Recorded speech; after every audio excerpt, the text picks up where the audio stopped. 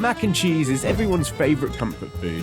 To make it, all you need to do is take a look at our recipe on the back of our packs to create this deliciously cheesy dish. In a frying pan, dry fry the pancetta for a few minutes until the fat begins to render, then set aside. Next, add the butter and garlic to another frying pan and cook on a medium heat for a few minutes until softened.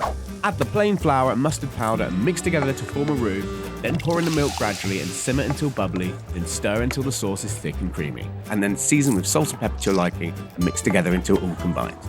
Next, add the cooked Napolina Macaroni, pancetta, keeping 1 tablespoon left aside, and the grated cheese, and mix together well until all the cheese is melted and is deliciously gooey.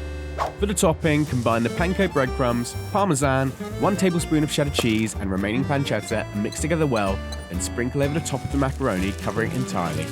Then pop in the oven and bake until it's bubbling and irresistibly golden, then serve up this perfectly easy and comforting recipe using our not-so-humble ingredients.